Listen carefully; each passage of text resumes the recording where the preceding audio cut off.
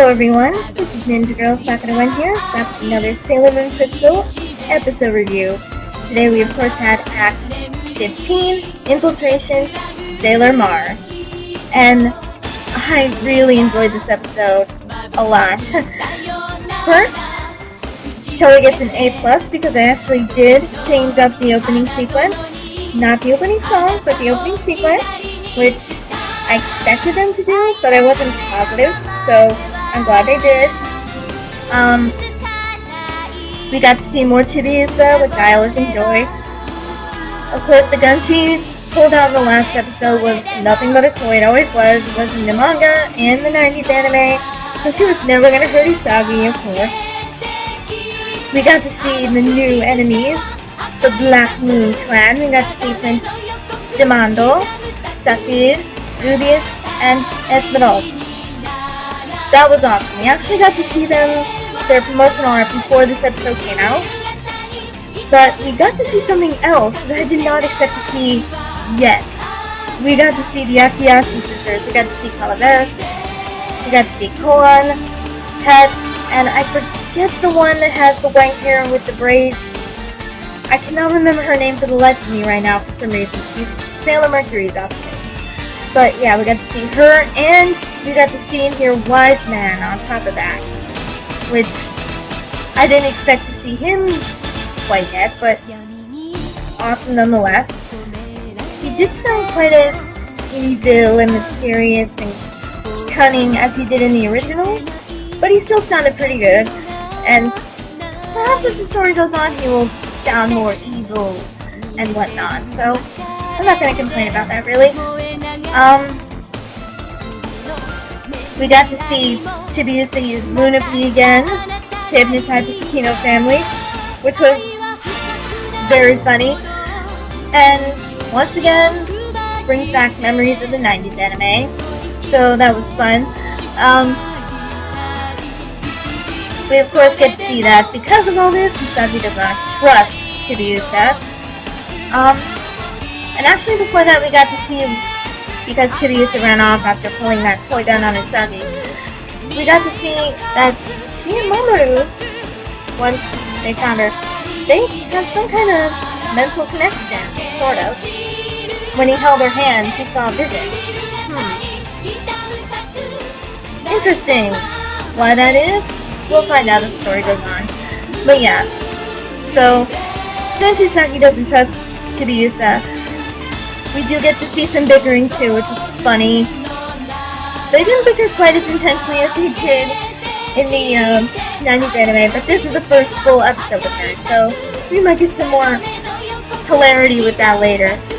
But Sailor Mars got to do some awesome stuff.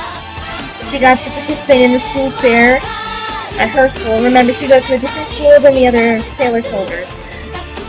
We got to see her becoming a lot more social. Even she admits that she's starting to stop like Usagi and the other girls. She's opening up. She was at the school fair telling fortunes, having fun with it. But of course, the enemy, which Koan decided to come to the fair and kind of infiltrate the school, pretty much to get Sailor Mars, as we find out later. But yeah, she was also telling fortunes at Ray's school, only she was telling people when they were going to die. So, okay, that of course ticked Ray off. But we got to see the Senshi also get their new Star Wands and the communicators, which look awesome, by the way. And when the fight finally breaks out between the Senshi and Koan, we get to see everyone's brand new attack. Mars actually used Burning Mandala. That was awesome. Ami-chan got to use Shine Aqua Illusion. Sailor Venus used her Love Me Chain, but in the original that was actually the attack she got in Sailor Moon R, so that's okay. Jupiter used her Supreme Thunder, but eventually I think she'll be using Sparkling Light Pressure.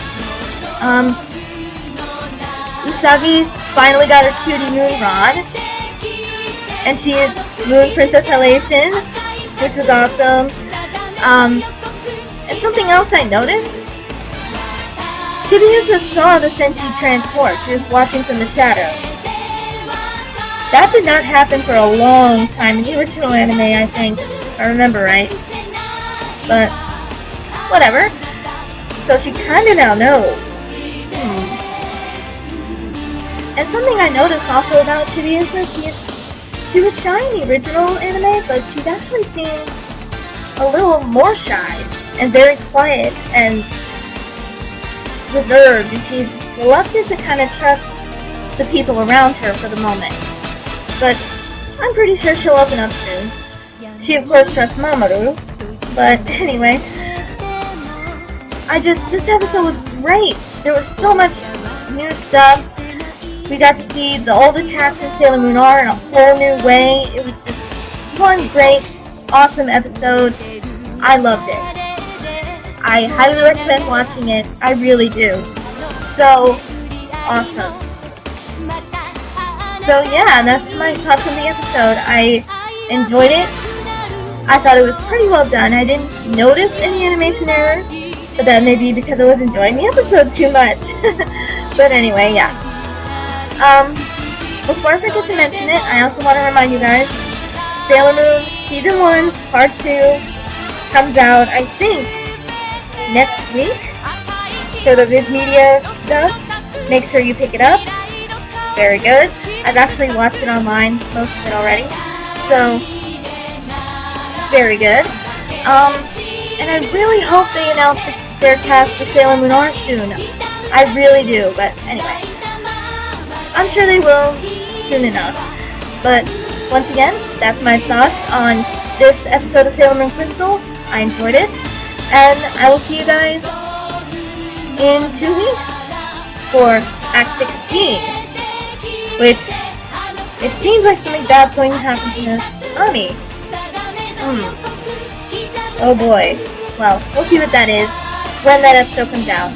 For now, today's sounds the one in trouble. But yeah, until the next episode, see you guys later.